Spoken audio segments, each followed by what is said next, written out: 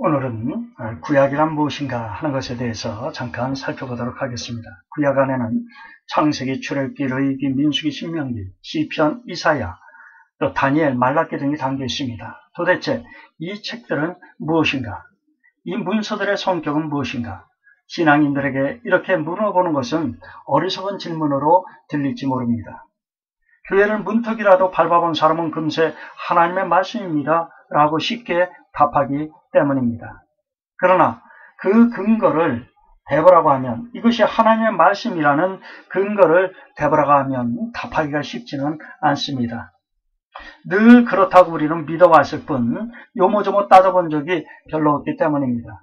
더욱이 현대의 무신론자들, 합리주의자들, 그런 사람들이 구약성경이 하나님의 말씀이라는 역사적이고 전통적인 그러한 견해를 요즘에 와서 신랄하게 공격해 왔기 때문에 더욱 그렇습니다. 따라서 구약이란 무엇일까? 라는 질문에 대해서 어떤 대답을 내리느냐는 그것은 한 사람의 신앙 전체를 좌우할 만큼 아주 매우 중요한 사실입니다. 성경이 하나님의 말씀이라는 사실만큼 우리가 실제로 자주 읽고 사는 것이 있을까요? 성경은 자주 설교의 자료로, 신학의 자료로, 개인 경건의 자료로 사용되면서도 하나님의 말씀으로 들려지지 않는 경우가 한두 번이 아닙니다. 얼마나 자주 성경이 성경 해석자들에 의해서 이혈령 비혈령 해석되어 왔습니까? 성전 건축 때에는 성전 건축의 모토로, 신앙 논쟁 때는 논쟁의 근거로, 남을 비난할 때는 비난의 근거로, 정통 신학자들에게는 정통 교리의 근거로 사용되고 있지 않습니까? 오죽하면은 종교 개혁자들이 하나님으로 하여금 하나님 되게 하라, 하나님의 말씀으로 하여금 하나님 말씀 되게 하라고 외쳤겠습니까? 이론적으로 성경이 하나님의 말씀이라고 하는 것을 아무리 크게 선포한다고 해도 하나님의 말씀처럼 그 목소리에 귀 기울이고 굴복하는 것은 말처럼 이론처럼 쉬운 것은 아닙니다. 이런 점에서 구약의 문서들이 도대체 어떤 성격의 글들인가를 살피는 것은 중차대한 것입니다. 구약을 심각하게 받아들이고 구약이 나를 가르치고 판단하고 비판하도록 겸손히 그 메시지에 귀를 기울이게 하든지, 아니면 내가 구약을 비판하는 위치에 서게 하든지 최종적으로 여러분 결정해야 됩니다. 우리는 확실한 것은 구약은 하나님의 말씀이라는 것입니다.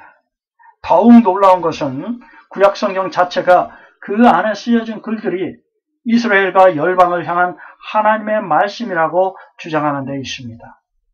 우리가 여기서 한 가지 주목할 사항은 구약에 기록된 글들이 하나님의 말씀이라는 사실을 논증하거나 변증하려고 하지 않는 것입니다.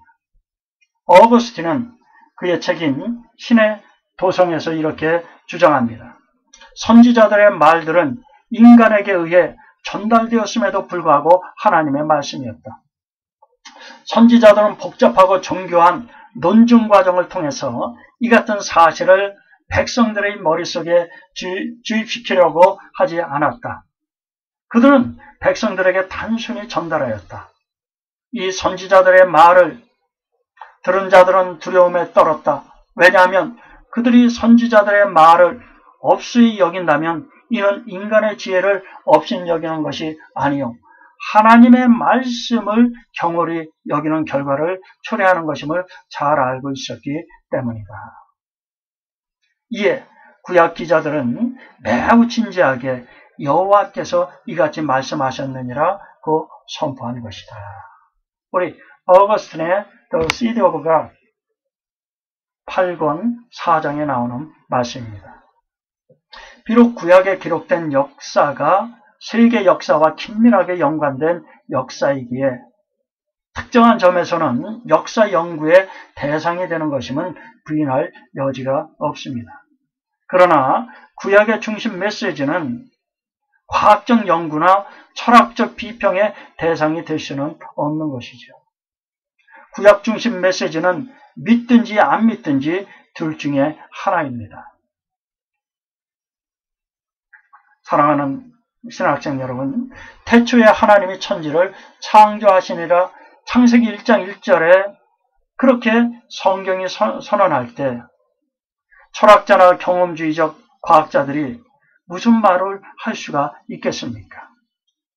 여호와께서 아브라함에게 이르시되 너는 내 본토 친척 아비집을 떠나 내가 네게 지시한 땅으로 가라. 창세기 12장 1절에 또 여호와의 사자가 떨기나무 불꽃 가운데서 그에게 나타나시니라. 출애굽기 3장이죠.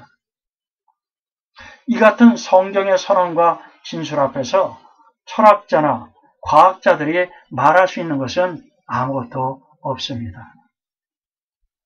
그러나 그렇기 때문에 우리 영적 지도자 되시는 여러분, 구약 성경은 단지 믿거나 믿지 않거나 둘 중에 하나인 것입니다.